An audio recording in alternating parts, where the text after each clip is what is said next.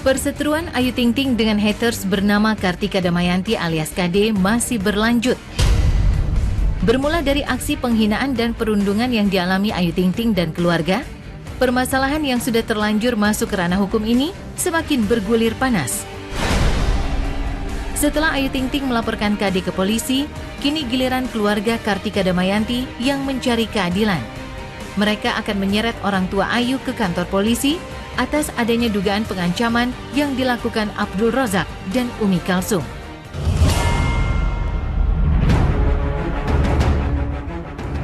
Berawal dari kedatangan orang tua Ayu ke kediaman keluarga KD di Desa Tondo Mulyo, Bojonegoro, Jawa Timur, kejadian tersebut rupanya menuai aksi pro dan kontra. Ayah dan ibunda Ayu Ting Ting dianggap melakukan tindakan semena-mena, bahkan dikabarkan mengeluarkan kalimat kasar kepada orang tua KD yang sudah lanjut usia. Kemarin kami mencoba menemui orang tua Ayu Ting Ting yang tinggal di Depok. Ayah Rozak yang sempat ngotot membela Ayu dan Bilkis kini menunjukkan sikap kurang bersahabat di hadapan awak media. Abdul Rozak memilih menghindar. Ia hanya melambaikan tangan dari balik kaca jendela mobilnya sebagai tanda penolakan untuk berkomentar. Benarkah laporan Kartika Damayanti membuat keluarga Ayu Ting Ting ketakutan? Akankah Ayu membuka pintu damai dan memilih menyelesaikan permasalahan lewat jalur kekeluargaan? Ya, dikit ya. Ayu ya. Tolong ya. Ntar aja ya. Nggak kedengeran ya. Buka dulu dong. Ya. Ya. Ya, dikit aja ya. Nggak Nggak kedengeran. Buka dulu ya, dikit ya. Ya. Sebentar ya. Bapak Madi dan Bapak Suwarning ini kan tidak mengetahui bagaimana permasalahan yang terjadi antara KD dengan ATT. Nah, yang menjadi sorotan kami itu kenapa harus Madi dan Suwarning yang dimintai pertanggungjawaban. Ada hal-hal yang sangat tidak pantas disampaikan kepada orang tuanya tersebut yang hari ini masih kami keep ya. Kami keep karena memang tidak boleh juga disampaikan kepada publik karena berbau sensitif dan berbau hal-hal yang sangat vulgar. Nah, yang kedua bahwasanya yang bersangkutan juga mengancam akan memenjarakan orang tua dan anak KD yang masih umur 12 tahun. Yang pertama, informasi dari DPW Jawa Timur akan melaporkan yang bersangkutan yang pertama dengan pasal Undang-Undang Karantina Kesehatan. Terus yang kedua pasal 310 dan 311 KUH pidana dalam hal dugaan penghinaan seperti itu. Kita tidak mempermasalahkan yang bersangkutan memproses hukum KD, ya kan? Tapi jangan orang yang tidak tahu apa-apa dilakukan tindakan-tindakan yang di luar ataupun main hakim sendiri. Saya ingin tahu laporannya itu terkait dengan masalah apa.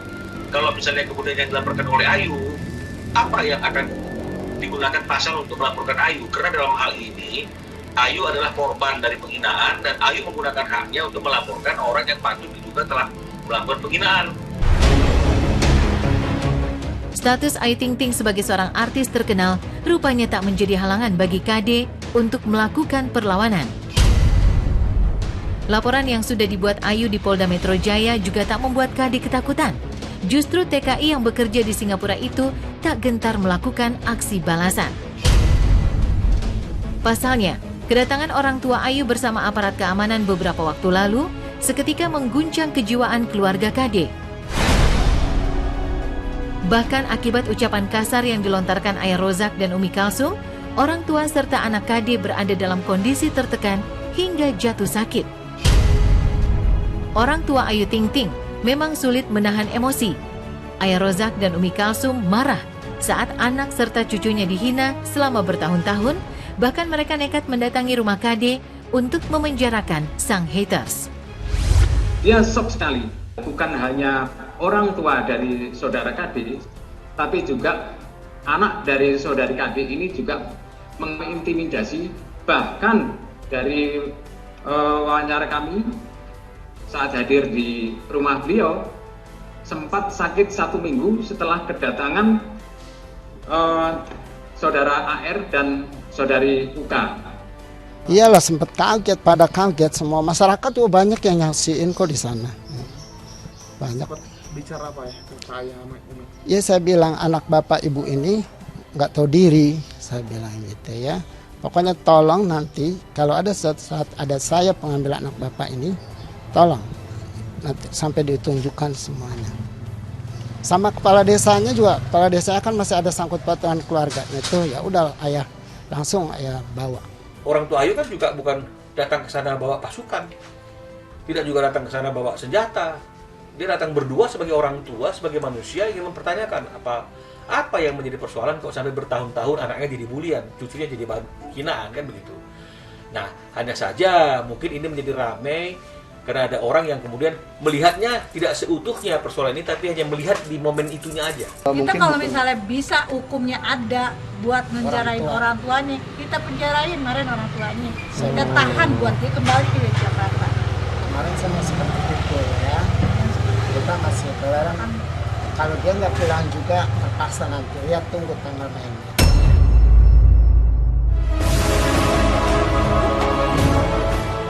Selama ini Ayu Ting Ting memang menutup rapat pintu damai untuk haters yang menghujat anak dan keluarganya. Hukum menjadi jalan satu-satunya yang ditempuh Ayu, bahkan ia akan menunggu kepulangan KD ke Indonesia untuk mempertanggungjawabkan perbuatannya. Maaf dari KD pun tak digubris.